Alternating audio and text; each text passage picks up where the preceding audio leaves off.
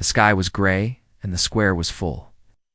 People stood shoulder to shoulder, shouting, laughing, some holding stones in their hands. At the center of the square, a girl stood, not human. Her skin was soft gray with a faint glow. Her arms were tied to a wooden post, and her head was down. Thin, shaking, barefoot, and dressed in rags, she looked like she hadn't eaten for days. Her body was covered in bruises. Purple blood dried along her shoulder and neck. Her long silver hair hung like wet cloth, hiding half her face. A loud voice shouted, "Let her feel what she's done." The crowd roared. Another stone flew. It struck her shoulder. She didn't cry. She didn't beg. She simply stood there. "Still, she's a thief," someone yelled. "She's a spy," another added. But no one had proof. No trial. No name. Just an alien girl in chains. A boy no older than 12 picked up a sharp rock and aimed it high. The crowd went silent as he threw it with all his strength. But the stone never hit her, Man had stepped forward. The rock slammed into his back. He flinched, but didn't fall. Everyone gasped. The man stood tall. Dust clung to his coat.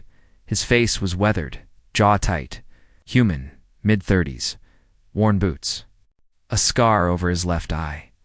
His name was Tyron Vale, a mechanic from the edge of the city.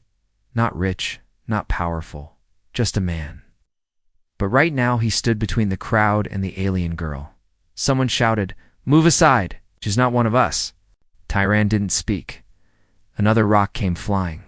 He raised his hand, caught it, dropped it at his feet. His voice was calm, but firm.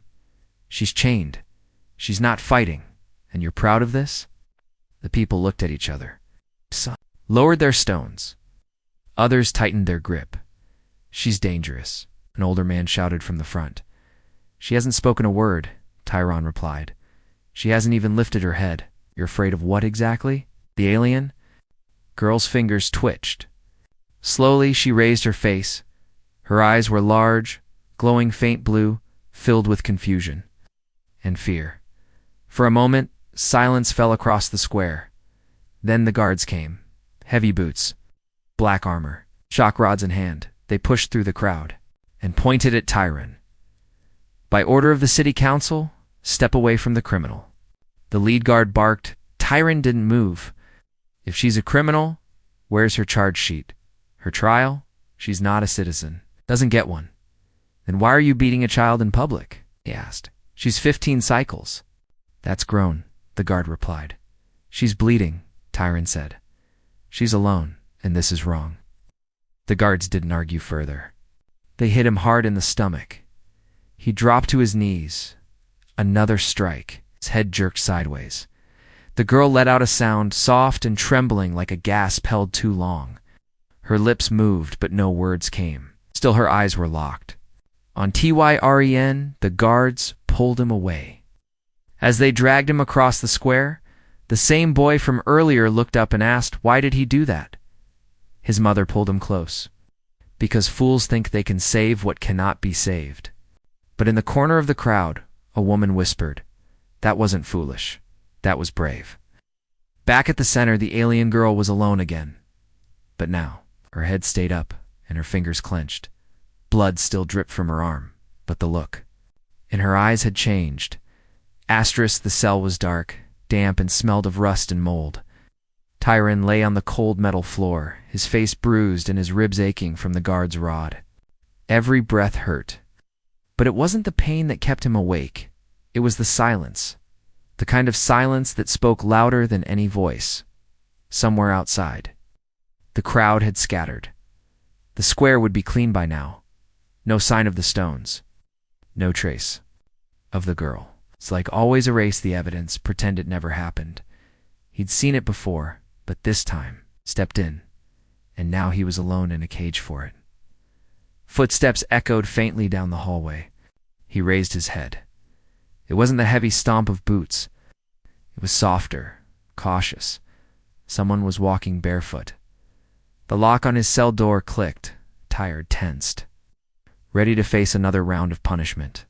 but the door creaked open slowly and a small shadow slipped inside. It was her, the alien girl, the same one who'd been chained, beaten, humiliated. Now she stood in his cell like a ghost, silent, uncertain. He sat up slowly. "You shouldn't be here," she didn't answer. "Hey." Just stared at him. Her hands were trembling. Tyrion noticed the bruises on her wrists where the cuffs had bitten into her skin. Gash still bled on her shoulder. She looked like she hadn't eaten in days. But there was something new in her expressions. Something sharp beneath the fear. She knelt beside him, her voice barely a whisper. "Why?" He blinked. "What?" she asked again. "Why did you take the stone?" Tyrion exhaled, leaning his head back against the wall. "Because someone had to." She shook her head. "No one ever does." Looked at her again, really. Looked this time? She wasn't just a girl. She wasn't just alien. It was something about her posture, her gaze, the way she stayed completely still when frightened. It wasn't just survival, it was training. He frowned. "You're not just a scavenger, are you?" She flinched and looked away. Tyrion leaned forward. "What's your name?" She hesitated. "I don't have one anymore. You had one once." Her lips tightened. They erased it. "When my city fell," that explained the accent. "Not from this region. Not the way the guards treated her, with too much fear, like they didn't want others to know who she might be." "Where did you come from?" he asked softly. She stared at the floor, her voice flat. "Jalari Outpost. Sector 12. It burned in the last purge." Tyrion felt his stomach turn. The Jalari weren't just civilians. They were nobles, scientists, strategic thinkers. They weren't warriors, but they held information no one else had. Their entire sector had vanished during a secret war too. Years ago, official reports said no survivors. Apparently, they were wrong. He whispered, "You're one of them?" Her eyes flicked to him just for a second, then dropped again. That was enough. Suddenly everything made sense. Why she was being punished without trial? Why no one wanted to hear her speak? Why the guards didn't even want to kill her, just erase her quietly? Tyrion rubbed his face. "You need to get out of here." "I can't," she said. "They'll catch me again." "Next time, no," he interrupted. "We'll get out." She stared at him like he was mad. "You're bleeding," she said instead. Reaching forward with trembling hands, Tyrion flinched as she touched his face. Her skin was cool, soft, almost glowing under the dim light. Ripped a piece of her sleeve and gently pressed it to his cut. He didn't stop her. Her fingers shook the whole time. "You shouldn't have helped me," she whispered. "I know," he said, "but you did." Tyrion smiled, tired. "I was always bad at doing the smart thing." They sat in silence, both broken in their own way, but not alone anymore. From the hallway, more footsteps echoed, this time loud and urgent. Guards, the girl's eyes widened. She backed toward the shadows. Tyrion stood, though his ribs screamed, "Hide behind the vent." Now. She obeyed without argument, slipping into the back wall's narrow crawl space. The cell door burst open. 2 guards stepped in, flashlights sweeping across the room. Tyrion stood in the middle, battered and silent. The taller guard grunted. "You, on your feet." "I'm already standing," Tyrion said. He got a punch for that. Again, they dragged him out into the hallway, one guard muttering, "City wants you gone by sunrise." "You're lucky they're being generous." He didn't reply. Behind him, the cell door slammed shut, but the girl was gone, and she had heard everything. Her fingers, gripping the inside of the wall, were cold and bloody, but her eyes burned with something new, a plan. She wouldn't forget the man who stood between her and pain. She wouldn't let him fall alone. Not this time. Not again. The night swallowed the city in silence. But in the vents beneath the prison wall, the alien girl crouched with her knees tucked to her chest, listening to the last footsteps fade away. Her heart beat fast. Too fast. Her fingers were cut, her back scraped from crawling through metal. But she didn't stop. She had seen something she hadn't seen in years. Someone who didn't look at her like she was filth. Someone who didn't throw a stone. Someone who stepped between her and the hate. She didn't know his name. She didn't need to. His blood had hit the ground for her. Now something inside her refused to let it go. She waited until the guards were gone. Then, like smoke, she slipped from the vents and out through a broken pipe that led beneath the wall. She knew where they would take him next. The boundary line, a fenced checkpoint at the edge of the city. Dumped the unwanted. That's where she had been taken first. Tossed outside like garbage. No food, no water. Just the desert and whatever came crawling in the night, but she had survived, and so would he. If she reached him in time, the street was mostly empty, lit by dull yellow lamps that flickered with power cuts. She ran fast, bare feet silent, ducking, behind crates and carts, her cloak stolen from the prison laundry dragged behind her. It didn't cover the glow in her skin completely, but it helped as she moved. Her mind played his words again and again. She's chained. She's not fighting, and you're proud of this? No one had spoken for her since her father, and he died in front of her at last. She reached the boundary checkpoint, breath ragged. She climbed onto a broken roof overlooking the holding yard. From there, she saw him. He was on his knees again, chained to a post like she had been. 2 guards stood near him, smoking and laughing, not even watching properly. The third sat at a terminal nearby, logging him into the deportation system. The girl's hands trembled, but not from fear this time. She had to get him out. Her people had a gift, one they were hunted for. She closed her eyes, and she remembered. Her voice was barely a whisper, but her breath vibrated with energy. Her palms warmed, glowed, and then faded. It was weak. Hadn't used it in over a year, but the effects still worked. Down below, the power lights blinked and shut off. The console crashed. The guards cursed.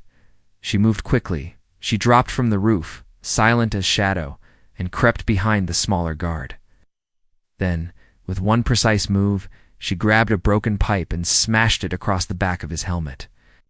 He dropped before he could. Scream! The other turned too late. She kicked his knee out and struck his neck with all her force. Tyron, dizzy from pain, barely understood what was happening. His vision spun. Then a soft hand touched his face. Cool, familiar. She knelt in front. Of him breathing hard, you? He mumbled. She nodded and broke the chains from his wrists, with the same glowing touch. You shouldn't be here, he whispered. You said that last time, she replied. Helping him to his feet, he grinned despite the blood on his teeth. So you do talk. She supported him as they limped into the shadows. Disappearing down the alley before backup arrived, they didn't speak much until they reached the edge of the industrial zone. Hidden behind stacks of old metal, there, beneath a dead street lamp, they stopped. Tyron leaned against a wall, holding his side. You came back for me, he said. She looked down. You stepped in first. What's your name? She hesitated. They erased it. Can't erase it if you still remember it. She was quiet for a moment, then spoke. Lyra. Tyron smiled. Lyra, that suits you? She tilted her head. It means small star in my language. Fitting, he said, looking up at the sky. You showed up right when I was about to lose hope. Lyra didn't smile, not yet. Her expression was still hard, still guarded. They'll hunt us now, she said. They won't let this go. I didn't expect they would, Tyron replied. She sat beside him, the two of them hidden in the night. For now, then he asked something that had been eating at him since the square. Why didn't you fight back, Lyra, when they threw stones? She looked away, voice low. Because if I did, I would prove their fear was right. He stared at her, understanding settling in his chest.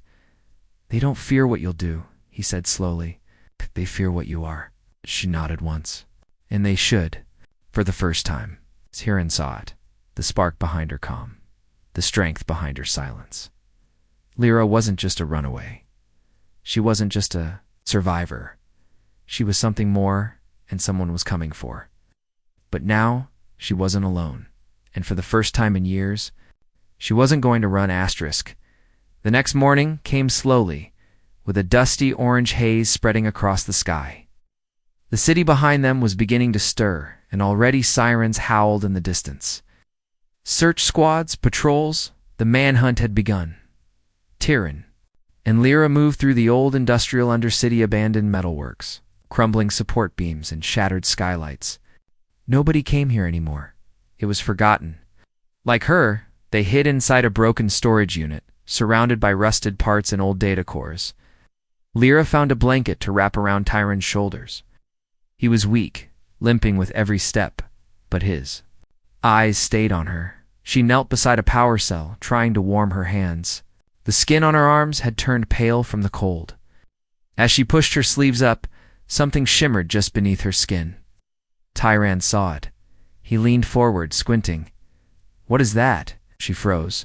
Her eyes dropped to her arm where a faint symbol pulsed beneath the surface like silver ink glowing inside her veins. The shape was complex, spiral fused with lines and runes, unfamiliar to most, but not to Tyran. He had seen that mark once. Long ago in a book that wasn't supposed to exist. Lyra quickly pulled her sleeve back down, but it was too late. "You're carrying the sigil of the lost bloodline," he said slowly. She looked away. "You know what it means?" Tyran nodded. "It means you're not just any survivor. You're royal blood." Lyra's voice was hollow. "That blood got my people killed." "No," Tyran said. "The Empire killed your people because they feared what your blood could unlock." She turned to him sharply. "It's not a weapon. Then what is it?" She hesitated, then spoke quietly. "My mother told me once. It's a map."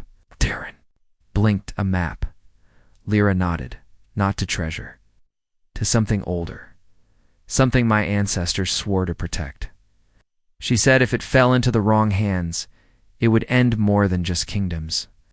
Tyran sat down heavily on a metal crate. "That's why they kept you alive. They were trying to extract it." "I don't even know how to use it," she said. "They think I do." He rubbed his temples. "Which means they're not just hunting you. They're hunting whatever secret you carry." Outside, a drone buzzed low across the sky. Lyra ducked automatically. Tyran grabbed an old sheet and threw it over the window. They were both silent. Then Tyran said, "Do you trust me?" "I came back for you, didn't I?" "Then I need to take you somewhere. There's a man I know, an archivist. He used to work for the royal data vaults before he disappeared underground. If anyone can read that mark, it's him." Lyra narrowed her eyes. "And you think he'll help?" "He owes me," Tyran replied. "I once smuggled his sister out of the capital. He won't say no." Lyra didn't look convinced. Tyran grinned weakly. "Besides, I don't exactly have another plan." They left just before noon, sticking to the underground routes. Lyra moved with the grace of a shadow, scanning every corner. Tyran kept up despite his wounds, guided by old memory and instincts. Sharpened over years of fixing things that were meant to stay broken, they reached the archivist's bunker just before nightfall. It was hidden beneath an old tram station sealed. With an access pad covered in dust, Tyran tapped a code. The door didn't open. He cursed softly. He changed it. Then a voice echoed through the speaker above the door. "You're either dead, stupid, or desperate, Tyran." He looked up and smiled. "Mostly the last two." Pause. "Then come in. But you better explain why you've brought the Empire's most wanted child with you." Lyra stiffened. She hadn't expected to be recognized so easily. The door hissed. Open. Inside, the lights flickered. A narrow staircase led to a large chamber filled with scrolls, screens, and humming tech from different centuries. In the middle stood an older man with white hair, oil on his hands, and a sharp gaze. "You brought me a relic," he muttered, looking at Lyra. "She's a girl," Tyran snapped. "She saved my life." The archivist raised an eyebrow. "She might still get us killed." Lyra stepped forward, pulled back her sleeve, and showed him the sigil. The man froze, then slowly took her hand and placed a scanner over the mark. The symbol lit up, then shifted lines moving, forming a pattern. On the screen nearby, the archivist's eyes widened. By the void, it's active. It's responding. Tyran leaned in. "What is it?" The man stared at the map forming on the screen. It's not just a location, it's a message. One only someone of her blood can unlock. Lyra's voice was steady now. Then read it. The man hesitated. Once I open this, there's no going back. If they know you're active, if they know the code has been triggered. Every ship, every eye in the stars will be on you. Lyra didn't blink. They already are. Tyron stepped beside her. Then let them come, he said. We're not hiding anymore. And in that moment, the stars on the screen lit up, guiding them toward something neither of them yet understood. But whatever it was would change everything. Asterisk, the stars on the screen continued to flicker, casting strange lights across the bunker walls. Tyron stood behind Lyra as the archivist studied the glowing pattern with narrowed eyes. The air inside the room felt heavy, like something had shifted, something ancient, something that was never meant to be touched. Lyra's mark slowly faded back into her skin, and she pulled her sleeve down as the room dimmed again. The archivist finally spoke. This map leads to a vault, one lost before the first human fleet ever reached this galaxy. A vault built by her ancestors before the Great Collapse. It's not just a library, it's a key to old power, to forgotten technology. What? Maybe, ... to war. Tyron tensed. Then we destroy the map. The archivist shook his head. Too late. Signal went out when the mark activated. Someone heard it. A sudden, high-pitched noise pierced the bunker. Lyra spun around. What is that? The archivist's eyes widened. Trackers. Drones. They're locking onto the signal. They're already here. Above them, the ground trembled. A distant thud. Then another asterisk. Tyron grabbed Lyra's arm. We need to move. Now. The archivist rushed to his console and yanked out a drive. This has everything. Coordinates, language keys, data logs. If you don't make it, someone must. Lyra reached for it, but he pulled her into a sudden hug. Forgive me, he whispered. For what my people did to yours. She didn't speak. She only nodded once. Then the wall exploded. Metal flew inward. Fire lit up the chamber. Smoke poured through the crack in the ceiling where a ship hovered above the tram station. Black armored figures dropped down like shadows with glowing rifles in their hands. Tyron didn't hesitate. He grabbed the archivist's chair and hurled it into the first attacker's legs. Then he pulled Lyra toward a back tunnel. Go, go. They sprinted through the corridor, coughing from smoke. Sparks flew as bullets and plasma tore into the walls behind them. The archivist stayed behind, sealing the hatch. They didn't hear him scream, but they didn't need to. The silence said enough. Tyron and Lyra burst out into the tram tunnels long. Abandoned steel rails covered in dust and weeds. Tyron's breath was short, his chest burning from earlier wounds. Lyra looked back, saw the glow of torches approaching behind them. We won't outrun them, she said. We don't need to outrun them, Tyron gasped. We just need to lose them. They turned down a side shaft, crawling into the maintenance. Lanes under the tracks, the air grew tighter. Pipes lined every surface. Lyra's hand brushed a valve and it sparked under her touch. Suddenly she froze. What? Tyron asked. I know this, she whispered. This tunnel connects to the outer sewer line. I used it to escape once before. Tyron stared at her. You're sure? She nodded. I can feel the heat from the southern grates. The metal changes. Then lead, Lyra. Dropped low and moved like she had done it 1,000 times. This was the part of her she never let anyone see quick. Silent, deadly if needed. Born from survival, not training. Behind them, voices echoed. Seal the east end. If you see the girl, shoot. The human is expendable. Tyron clenched his teeth. Nice to know I'm a side note. Welcome to my world, Lyra said. They reached the sewer exit, a small shaft barely big enough for both of them. Tyron looked at it and shook his head. This wasn't made for grown men. No, she said, but we don't have another way. They slid through the pipe just as the patrol entered the maintenance lane. Tyron grunted, his shoulders scraping the edge of the tunnel. Behind them, shots rang out, but they missed. The guards didn't follow. They emerged in the city outskirts. Near the cooling fields, giant turbines humming with faint electricity and steam. In the distance, patrol lights swept back and forth.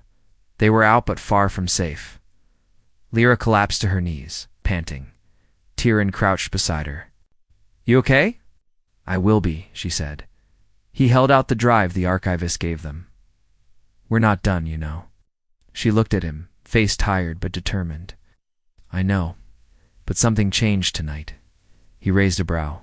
"What?" Lyra looked at the city lights in the distance. "They're afraid. Not just of me, but of what I might remember, of what I might become." He nodded. "Then we use that fear." They walked under cover of darkness toward the forgotten edges of the city.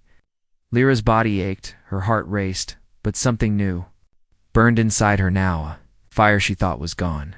They came for her, and now she was going to make sure. They never forgot her name again. Whatever lay at the end of the map, it was something worth risking everything for. Even freedom, even life. Especially when someone else had already taken a stone for her and survived. Asterisk. The abandoned freight zone on the outskirts of the city was a forgotten graveyard, empty shipping. Containers, broken loaders, metal towers rusted and leaning. It was a place people passed without looking. It made it perfect for hiding. Tyron and Lyra crouched inside an overturned storage container, wrapped in blankets that smelled of old fuel and rain. A small burner flickered between them, casting thin light against the cold steel walls. Neither of them had slept. Tyron sat sharpening a rusted blade with a broken file, the motion keeping his hands steady even though his chest still ached from the last fight. Across from him, Lyra sat cross-legged, staring at the data drive the archivist had given them. It blinked in slow, steady rhythm, waiting to be unlocked. "I've seen that kind of core before," Tyron said quietly. "Military design, first gen, encryption. Won't open unless it recognizes your biosignature again." Lyra held the drive gently in her hands. "What if I open it and I don't like what I see?" Tyron looked at her. "Then we close it together." Lyra took a breath and placed her palm on the drive. Her mark pulsed beneath the skin, against soft light traveling through her veins. The device vibrated, then unfolded like petals. A small projector lit the space with golden light. An ancient recording began to play. It was a woman's voice, clear, strong and familiar. Lyra froze. "Mother," she whispered. The hologram showed a tall Jalari woman with similar glowing eyes and long silver hair, wearing ceremonial robes. "If you're hearing this," the hologram said, "then the Empire has found us. And you, my daughter, are our last hope." Tyron went still. Lyra didn't blink. The voice continued. "Your blood holds the access key. It was bred into you not as a weapon, but as a shield.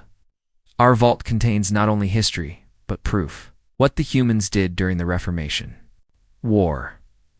Evidence that could collapse their power in the inner systems." Lyra's fingers tightened around her knees. The voice faded, replaced by a map, a new one. This time it showed more than just a location, revealed a hidden facility buried beneath the ruins of an old human research colony. The label above it read, "Project Warden." Tyron frowned. "I know that name. They said it was a failed colonization effort. Everyone there died." Lyra turned to him. That was the cover story.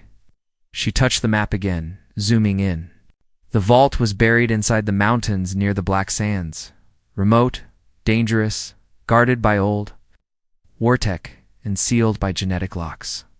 "The vault isn't just Jalari," she whispered. "It's part human." Tyron looked confused. "What? Do you mean—" "My mother," she said slowly. "She wasn't alone when she made this map. She worked with someone." "Someone from your side?" Tyron's jaw clenched. "A traitor?" "No," she said. "A believer. Someone who knew the truth." He stood up and paced the narrow container. "This just became bigger than both of us. If the Empire finds out what's in that vault, They'll erase it, Lyra finished. Like they erased my people, my name, my future.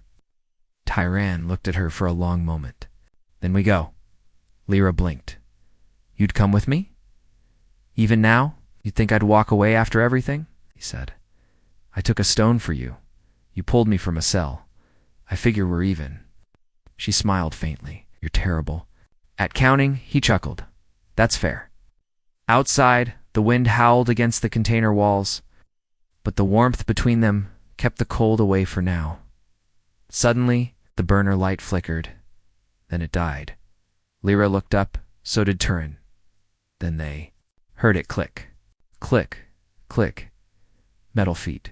In the dark, drones, dozens, patrol units had found them. Tyron grabbed the blade in the drive. They must have followed the signal again. Lyra cursed softly. He stayed too long. He yanked the containers back. Panel loose, revealing a tight crawl space into the drainage canals. We run again? She asked. We fight later, he said. Live now. They dropped into the canals just as the front of the container was ripped apart. Energy blasts echoed behind them. Lyra led the way this time, splashing through water, guiding them through twists and narrow shafts. Her memory of these tunnels was perfect. She'd been chased before. They emerged at a broken rail line just before sunrise. Behind them, smoke rose from the freight yard. Tyron dropped to one knee, catching his breath. Lyra stood over him, scanning the horizon. In the distance, dark mountains rose against the burning orange sky. That's where the vault is, she said. Tyron followed her gaze. You sure? She nodded. And I think they'll be waiting for us there. Tyren smiled grimly. Then let's not disappoint them. And together, bruised and hunted, they turned toward the mountains where truth, betrayal, and something far more dangerous waited beneath the ground. The past was calling, and this time, Leah was ready to answer it. Asterisk the journey to the mountains. Took 3 days. Tyron and Lyra traveled through scorched valleys, ruined cities, and ash-covered plains where once a forest had stood. The world felt older here, like it remembered things others had forgotten. Ghosts of the past seemed to whisper in the wind, and each step toward the vault was a step into something bigger than either of them had ever faced. Lyra barely spoke. Her focus was sharp, now almost cold. She wasn't the trembling girl from the public square anymore. She walked with a quiet strength, her eyes locked on the peaks ahead. Tyron, though hurting and worn, didn't fall behind. He carried the data drive, the old blade, and the hope that maybe, just maybe, all this would mean something in the end. On the 4th night, they reached the vault gates, buried into the mountain wall. The entrance was hidden behind layers of stone, but the drive guided them to a narrow ledge. There, a half-collapsed doorway revealed a steel structure long forgotten by both human and alien eyes. The door was sealed with symbols from both languages' Zalari glyphs, intertwined with human characters. Lyra placed her hand on the panel. Her mark lit up again stronger this time. Brighter. The ground shook as gears groaned, and the doors slowly opened, revealing a long tunnel, dark and quiet. They entered carefully. Inside, the air smelled like metal and dust. Holographic lights flickered to life, showing corridors filled with data cores, old tech, and consoles that hadn't been touched in years. This place, Tyron whispered, it's a miracle. It's a miracle. It's still standing? No, Lyra said. It's waiting. In the center chamber stood a massive terminal, the heart of the vault. Beside it, a single seat. She knew it was for her. She walked forward, sat down, placed the drive in the center slot. Light filled the room. A projection rose above them, thousands of files. Images and records swirling in the air. Some were war footage, others documents, names, maps. Secret. Meetings. Betrayals. It was the full truth. Not just about the Arbut, about who started it. Tyron stood frozen as the truth unraveled in front of him. The Reformation War had been based on a lie.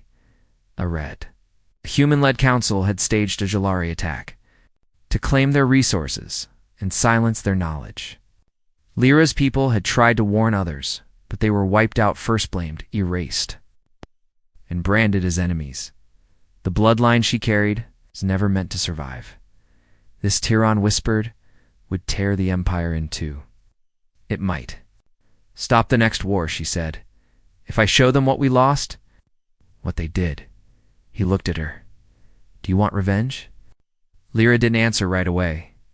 She stood and walked to the console, selecting one of the final entries. It showed a field green, peaceful, full of Jalari children running through sunlight, a place that no longer existed. She turned back to Tyron. I don't want revenge, she said softly. I want memory. I want truth. So no other child stands in chains again. Tyron smiled. Then let's show them. He helped her activate the final sequence, a universal data burst, encrypted and unstoppable. It would hit every free terminal.